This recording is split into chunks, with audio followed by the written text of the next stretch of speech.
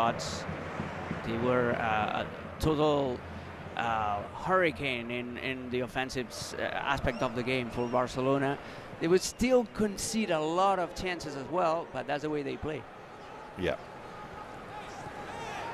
Lamine Yamal was outstanding, so was Dani Olmo. Frankie de Jong played an absolutely wonderful game. They're tuning up Barcelona, and despite not being able to play Pedri for a while.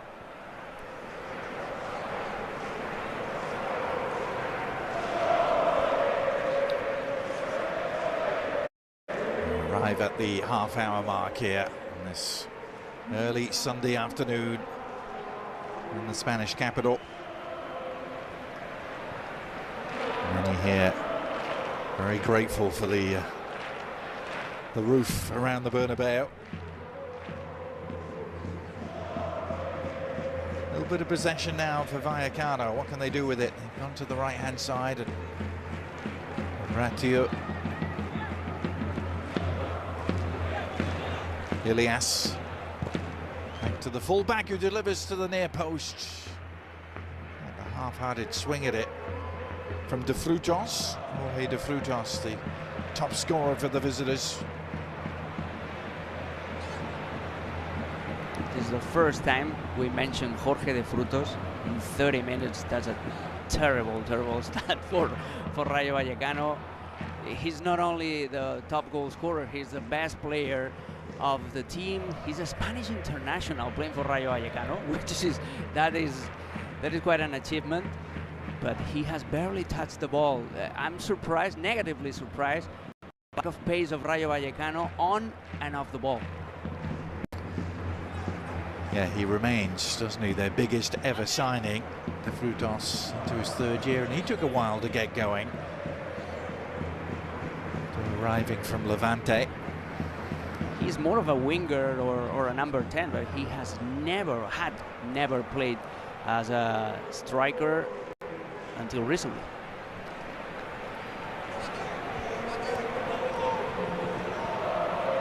Here's a winger trying to get going, Mastantuono. Vinny Jr. Nice first touch. Absolutely in the mood. Another two for company. Never seemingly a problem when he's in this sort of mood. And again, bursting.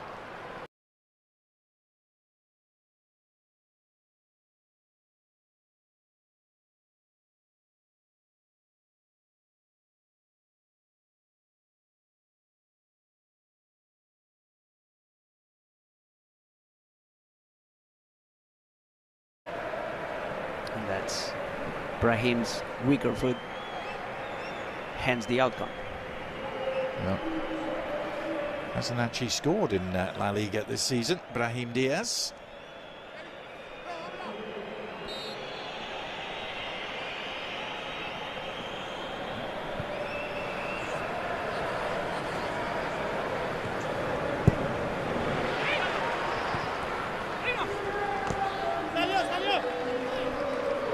Rayo across to meet the Moroccan.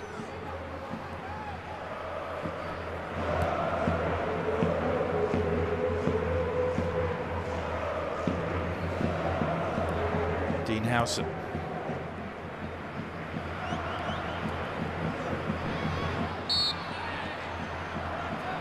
Camavinga trying to combine there with Brahim Diaz. An offside decision though, halting Real Madrid in their tracks.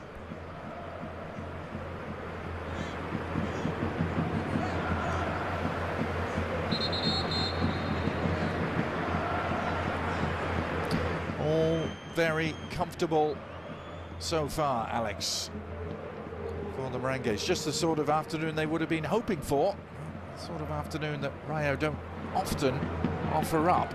Yeah, and I'm surprised by the lack of opposition that Rayo Vallecano are posing today. I almost brought up the commentator scores, but yeah, we haven't seen that energetic, physical style of Rayo Vallecano of the ball, that high press, and we haven't seen high pace, high tempo on the ball either. It's lovely work from Howson to find Gula, but determined tackle from Nobel Mendy.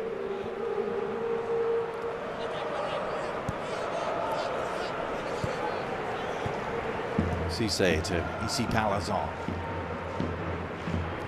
Pep Chavarria was wide open on the left. Chavarria getting it, trying to sleed it in. Palazon left it, and shot on the turn as Courtois at least stretching to deal with it. Alvaro Garcia providing the test. That was much better from Rayo Vallecano. All you have to do if you're facing Real Madrid is move the ball from side to side, and you will always find open spaces, because it's quite unlikely that Mastantuono and Brahim or even Vinicius are going to track back their fullbacks. That was a recipe that Benfica used to defeat Real Madrid midweek. So overloading the flanks and moving the ball from one flank to the other. See, Pep Chavarria is, again, wide open. Now, Rayo looking for the inside track. Great sliding tackle by Camavinga. It's those sort of qualities that Alvaro Arbeloa loves.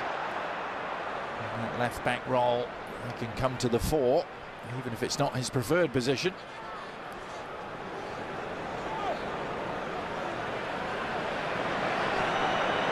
Strong step in to win it back. Cisse. Again, later on today, a Basque derby for you.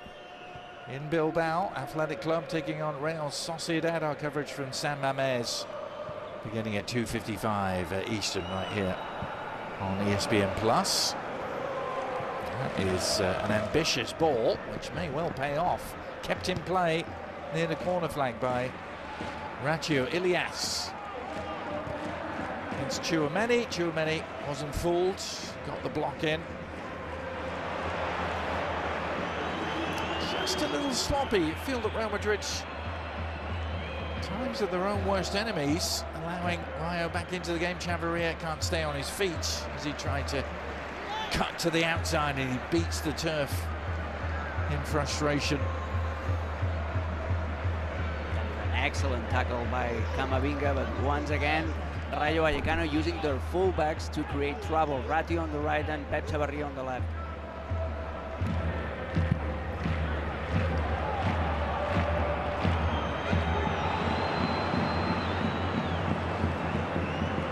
Still feels like, Alex, that the main danger posed to Real Madrid is perhaps their own moments and the concentration just goes off the boil. It's Chavarria. Squared all the way across and picked up again at the follow-up shot. Well, a second warning shot fired across the bows by Alvaro Garcia, and the whistles crank up again. With a reason, Rayo Vallecano are just picking up a little bit a notch the tempo of the game, and that is enough for them to create trouble, especially on the flanks. This is the recipe they've been using not only under Íñigo Pérez but also under Andoni Iraola, the previous manager, and they've been quite successful doing that. Alvaro Garcia, who's fizzed in those last couple of shots at Thibaut Courtois' goal. He has plenty of goals this season when he bring all competitions into the viewpoint. He has 10. Remember, Rayo Vallecano have been very busy in Europe themselves and did very well in the Conference League. Alex finished in 5th place in the league stages in the Conference League. Won 4 of their 6 games. They will have a round of 16 game awaiting them in March. Yeah, but that takes a toll in the performance in La Liga. That's why they have only been able to win 1 game out of the last 11. There is a lot of conflict, a lot of noise around the club. Martín Presa, the owner, is in talks with the president of the community of Madrid just to try to take the stadium out of Vallecas, to build a new stadium, but that would just take the club outside the neighborhood where he's rooted. There's a lot of conflict about the training, the quality of the training pitches of Rayo Vallecano. Too much noise around the team. Yeah. They can't leave Vallecas, Alex. No, absolutely not. Absolutely not. That's exactly what Isabel Díaz Ayuso, the president of the community of Madrid, said the other day. Martín Presa wants to take Rayo Vallecano elsewhere in Madrid, but the president said that Vallecas will keep hosting Rayo Vallecano Stadium. It's their identity. Yeah. Well, I've enjoyed a fairly good spell of the game here. Only down to Vinny Junior's wonder strike. Back into proceedings here, but they'll be striving to make sure no more damage is done before the break. Real Madrid with the opposite intentions here. Arda Güler still leads the team in assists. 7 in La Liga, and that is behind only Lamine Yamal in terms of the whole of La Liga.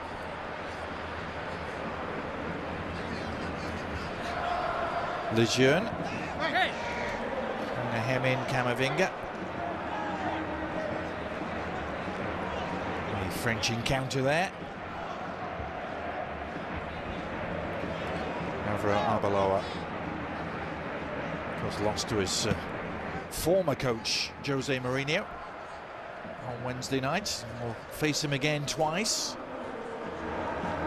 The first knockout round resume in a couple of weeks. He will have some time to work with the players, and I think his comments about it being time for work was a reference to the fact that Real Madrid actually don't have any midweek games in the next 2 weeks, Alex. Time to try and get some work in on the training ground.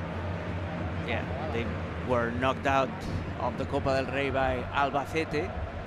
That frees up a lot of midweek time, but they were also hopeful for being in the top 8 of the Champions League, so that would have saved 5 weeks just to focus only on La Liga and keep working on giving this team a new identity. Yeah, wasn't to be, was it? They slipped down from 3rd place to 9th, and thus the rematch with Mourinho's Benfica. Yeah, he will get the chance to come back to the Bernabeu. Mourinho once came back to the Camp Nou and conquered it with Inter Milan in 2010, reaching the final and beating Barcelona in the semi-finals and eventually winning the title here at the Bernabeu, by the way. And yeah, he could do the same 16 years later against yet another former club of him. Here's Vinny Junior, lovely play, Brahim Diaz. Oh, he was unselfish. He tried to lay it off for Mbappe, and he seemed to be clean through at the all-important moment. Real Madrid haven't given up on the attack. Is Vinny Junior. Mastantuono playing it back. Vinny Junior, he squares it as well. Well, they're trying to walk the ball into the net at the moment. They have a 3rd chance to do so. Mastantuono can't get around Chavarria, and the Vallecano defence will get a brief pause for some breath. Vinicius is on fire, absolutely on fire. And Mastantuono is having yet another extra quiet day. I wouldn't be surprised if he doesn't come on in the second half. Here's Camavinga trying to join the attack again. He's upended. This will provide Real Madrid a free kick in a potentially potent position. But this was the Brahim Diaz chance, Alex. He saw Kylian Mbappe right there next to the penalty spot, and he wanted to play an assist, but that scenario, that situation, just asked for taking himself a shot. Well, now he's standing over the free kick. He's going to let Arda Güler take charge. Arda Güler Serving it in, Tuono trying to make something happen.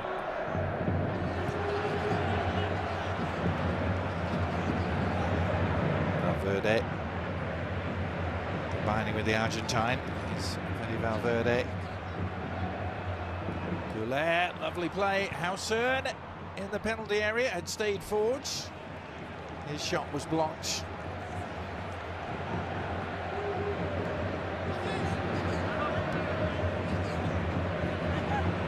Tuono found by Valverde. Left-footed cross. Mondi away for the visitors, who are rather keen to hear the half-time whistle, you have to imagine.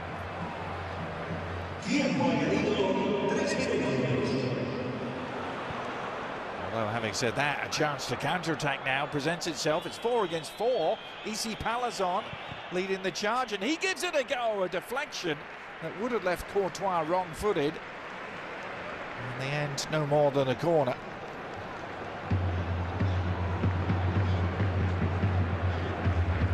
It was 4 against 4, but no one made a movement. Jorge de Frutos was the only one trying to make a run, trying to create, to open up more space for Issy Palazon. Excellent recovery and block by Camavinga. Into 3 minutes of stoppage time. End of this first half of the Bernabeu. This is Ilias. Another disappointing corner from him. He's taken a couple from this left-hand side that haven't got past the first defender, but they rekindle the attack. Not for long. Real Madrid trying to spring forward, but the bounce just eluding Kylian Mbappe.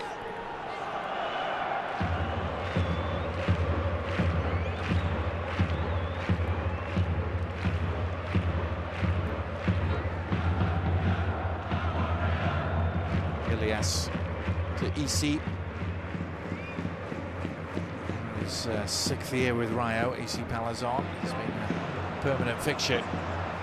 Hossain has had himself a very impressive first half. Of course, curse of the commentator, Alex. As soon as I say that, he gives it away, and now there'll be a gap to plug for Real Madrid. The shot, it was nicely teed up. And you can see the reactions of the Vallecano players. It was a shot that hit Issy Palazon. It seemed to be goal-bound.